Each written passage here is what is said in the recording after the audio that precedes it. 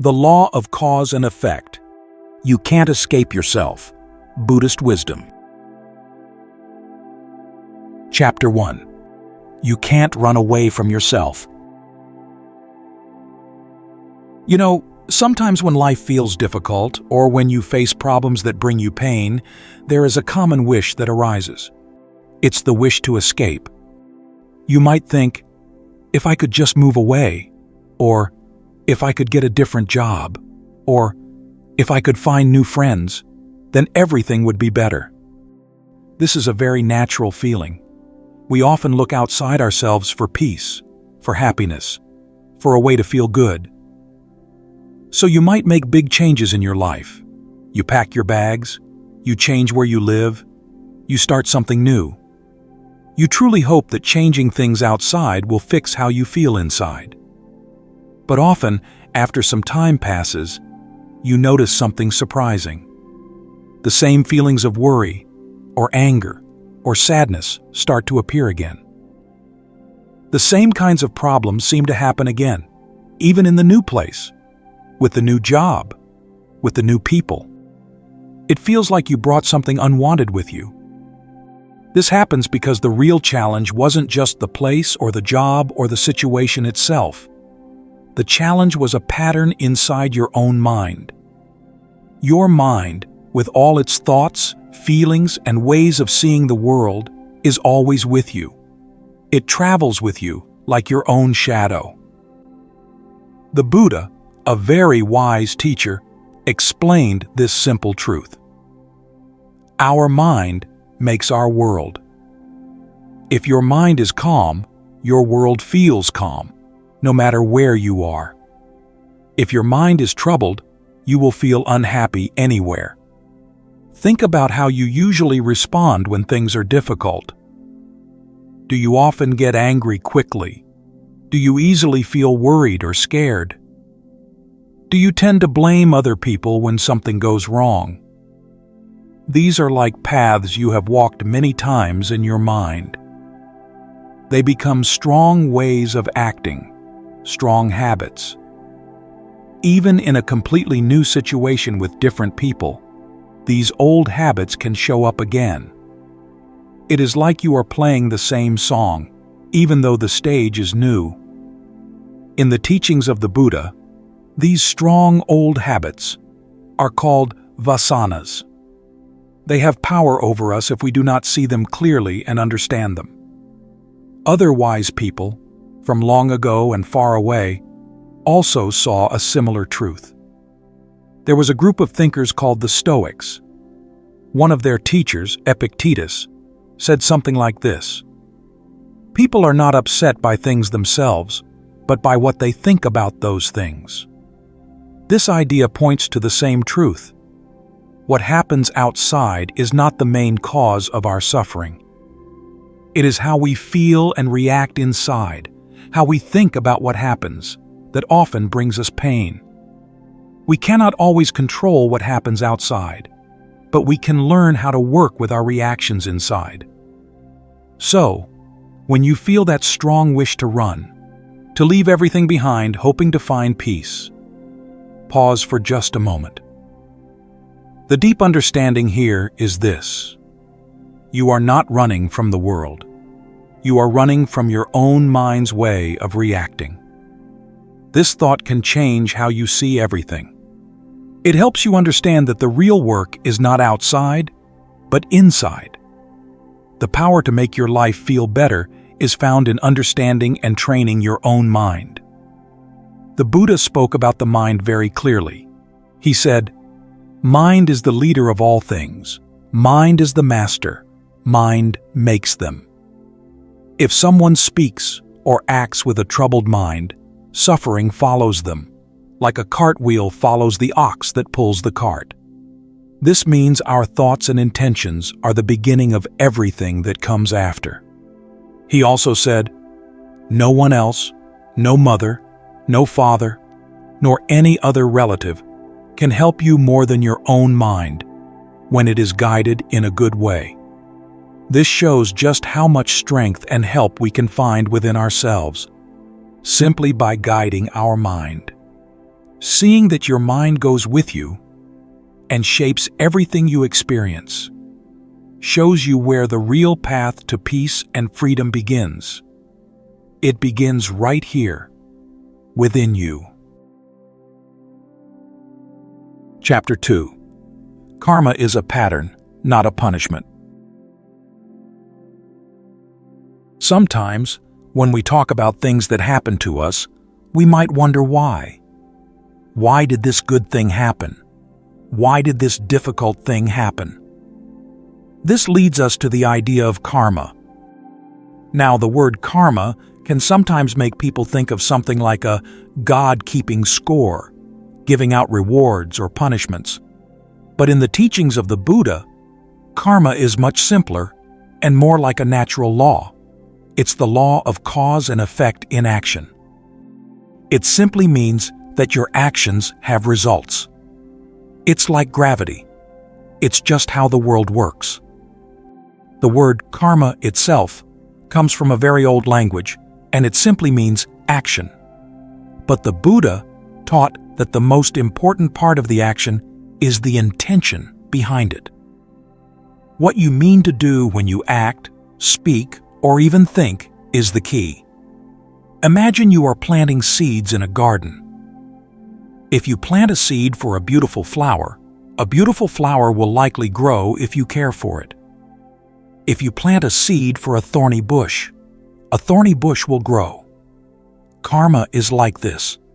Your actions, especially the ones you choose to do with a certain intention, are the seeds you plant in the garden of your life. The Buddha said directly, "Intention, I tell you, is karma." This shows that your purpose, your inner meaning behind what you do, is the most powerful part of the action. When we do the same kinds of actions again and again, especially if they come from strong intentions, maybe intentions driven by wanting things too much, or feeling angry or being confused, we are planting those specific kinds of seeds over and over. These repeated actions, guided by our intentions, become strong habits. These habits are our karma. They shape the way our life unfolds right now, and they influence the experiences we will have in the future. It's like building a path. The more you walk on it, the clearer and stronger the path becomes. Your repeated actions build the path of your life. This idea of building character and life through repeated actions was also seen by wise thinkers in other parts of the world a long time ago. A Greek thinker named Aristotle talked about how we become good people by doing good things regularly.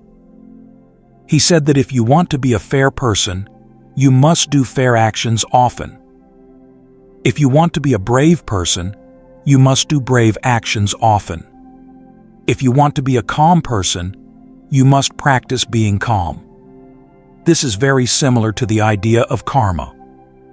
When we choose to act with good intentions and repeat those good actions, it shapes who we become, and it shapes the results that follow in our lives. Our actions create our character and influence what happens next. So, if you have ever felt like your life is set in stone, unable to change, understanding karma offers a different view. The deep understanding here is this: your life is not fixed like a stone. It's like a pattern that can change, and you are the one who can change it. This is a hopeful idea. It means your future is not decided by something outside of you.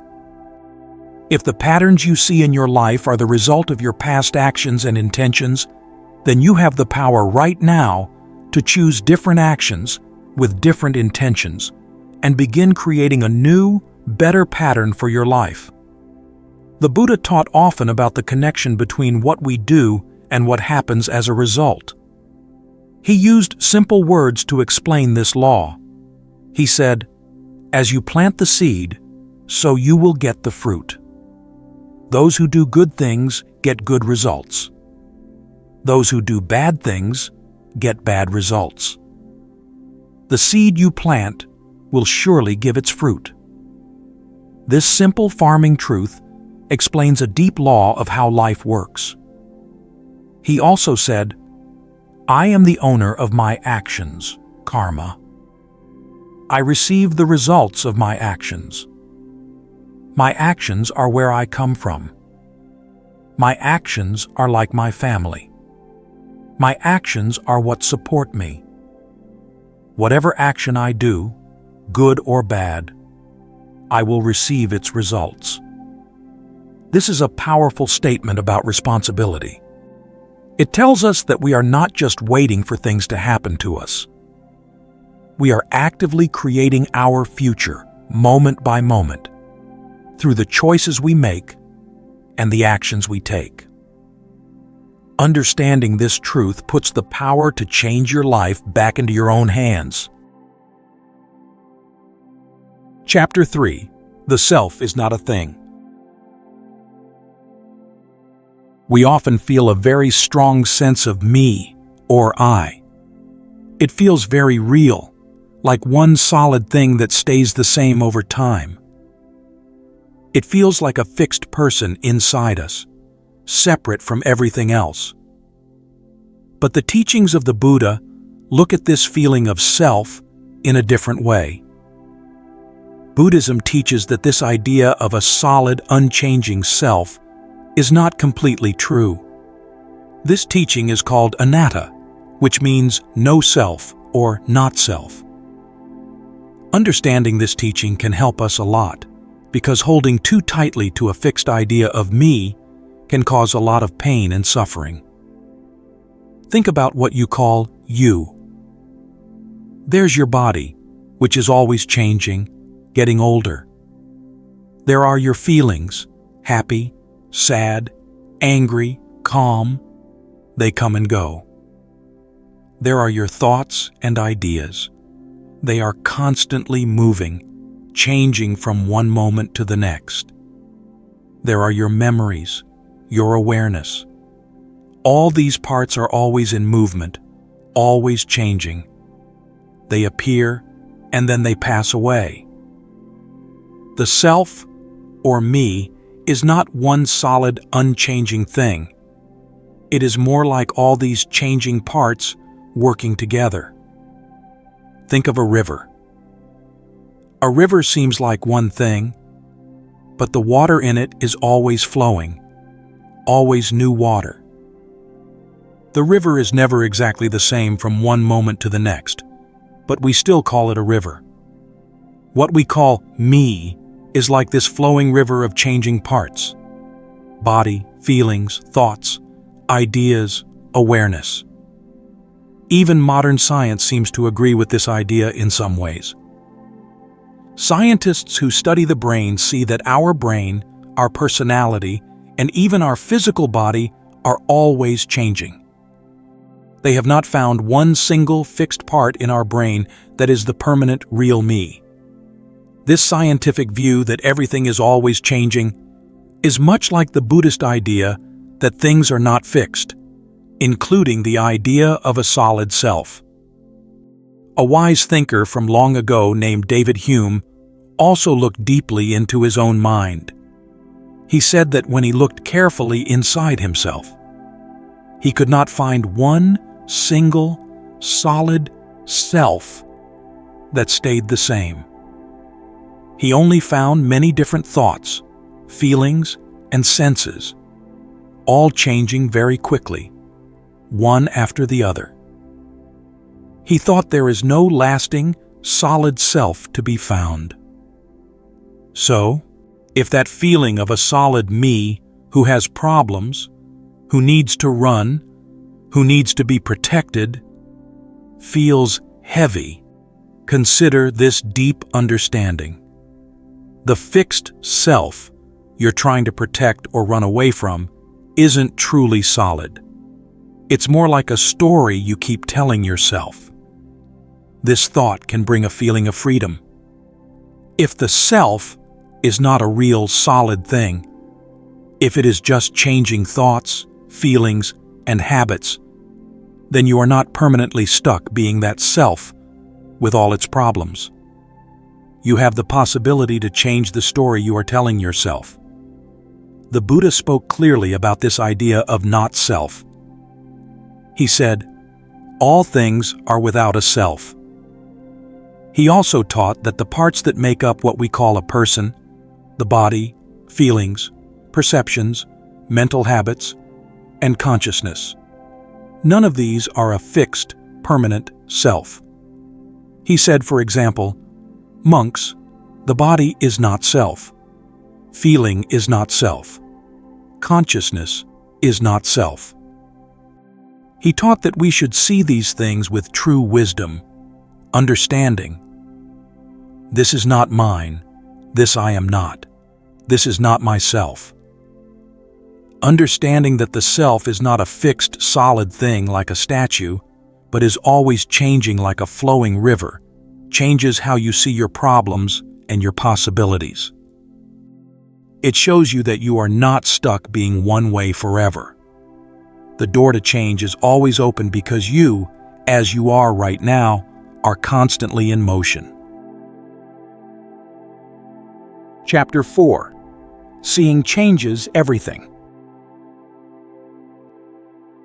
Think about trying to change something you don't fully see. It's like trying to fix a machine in the dark. You might touch parts, but you can't really understand how it works or what needs to be done. The same is true for our inner world, for our thoughts, feelings, and reactions. If we don't see them clearly, they can easily control us. When a feeling like anger or fear starts, if you don't notice it right away, it can quickly become very strong and take over how you act. You might say or do things you regret later, simply because you were reacting automatically, without seeing what was happening inside you. But if you can learn to watch your thoughts, your feelings, and the urges that come up with careful attention, you create a little bit of space between the feeling and your reaction. In that space, even a tiny one, you have the freedom to choose how to respond, instead of just falling into an old automatic pattern.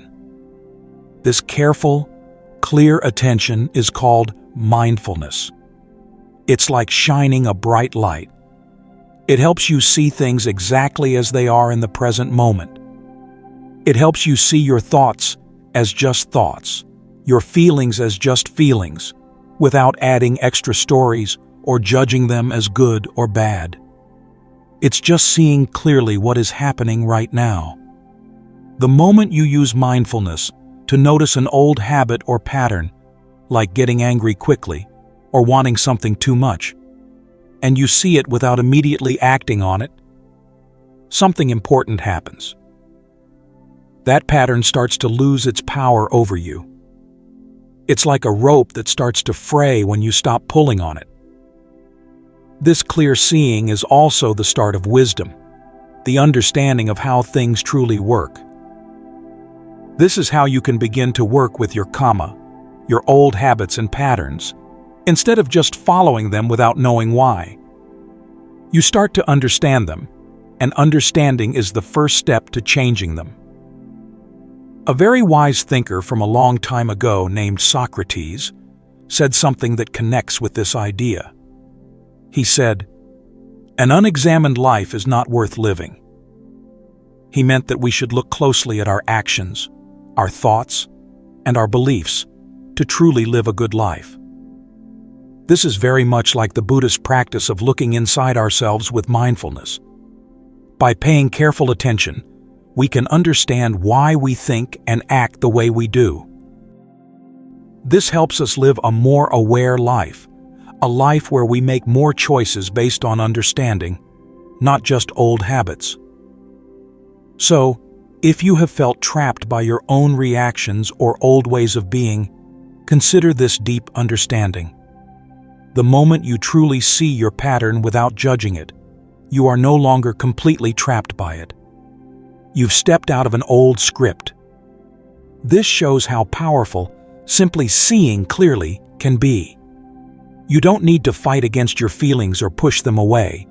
You just need to see them clearly, understand them for what they are, and watch them. This clear seeing is the beginning of freedom from old patterns. The Buddha spoke about the value of mindfulness many times. He said, "Mindfulness, I say, is helpful in every situation." This means that being aware and present is useful no matter what you are doing or feeling. He also used a simple picture to explain how mindfulness protects us. He said, like a guard at a city gate, monks, who stops strangers and lets in people who are known. In the same way, monks, a mindful person, guards their senses and has control over their senses. Mindfulness acts like a wise guard, helping you see what is coming into your mind and body, so you can choose how to respond, rather than just letting everything rush in and take over. Seeing clearly is the first step toward real change. Chapter 5. Freedom comes from coming home. We often look for happiness and peace somewhere outside ourselves. We might think it will come from having certain things, or being in a perfect place, or from other people.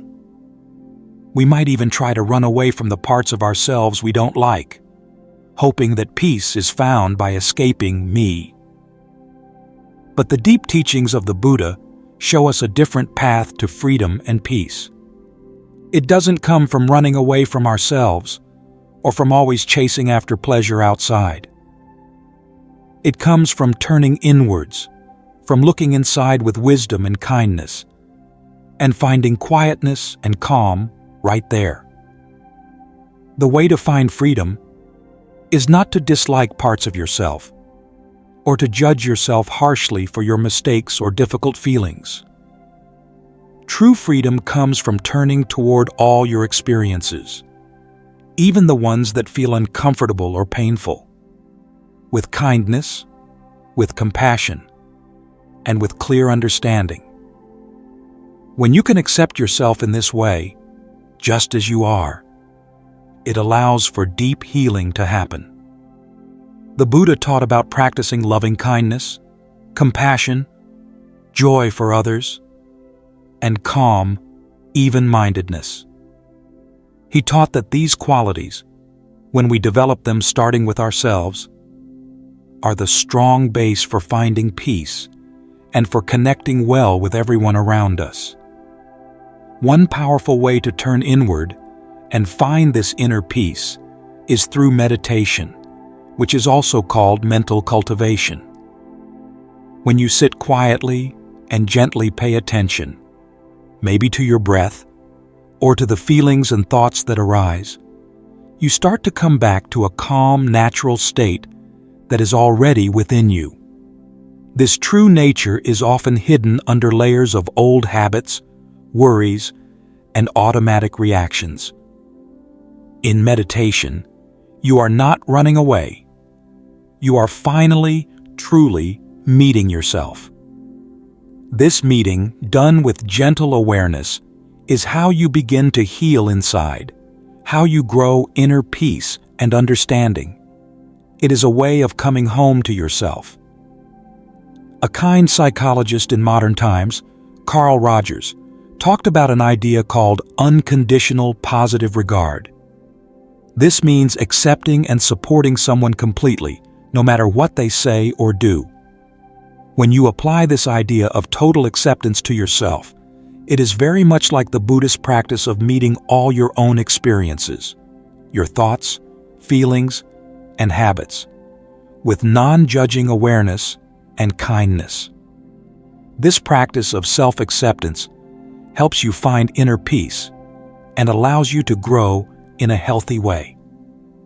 So, if you have been trying to find peace by changing everything outside, or by trying to fix yourself as if you are broken, consider this deep understanding. True freedom isn't escaping yourself. It's finally, fully, and gently arriving in your own presence, just as you are. This idea can change everything. It shows that the path is not about fighting yourself or running away. It's about meeting yourself with honesty, with courage to see what is there, and with gentle care.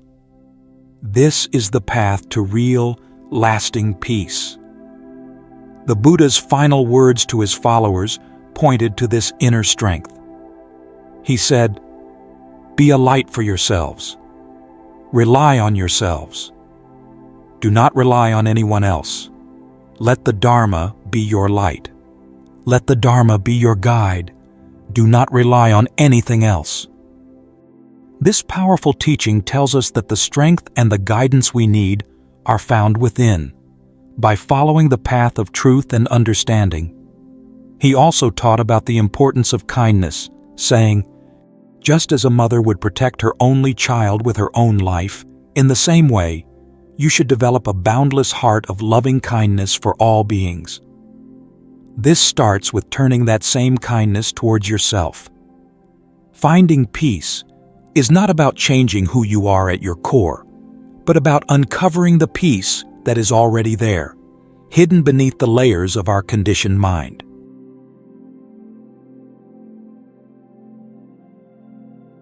You can't escape yourself.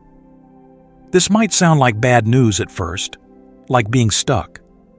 But actually, it is very good news. Why? Because the self you might feel stuck with is not a fixed, solid prison. It is always changing, like a flowing river made of thoughts, feelings, and actions. And because it is always changing, every part of this process can be understood, guided, and changed for the better. You can do this. You can learn to guide this flowing river of yourself. You do this by paying attention clearly to the present moment. This is mindful awareness. Understanding how things truly are. This is wisdom.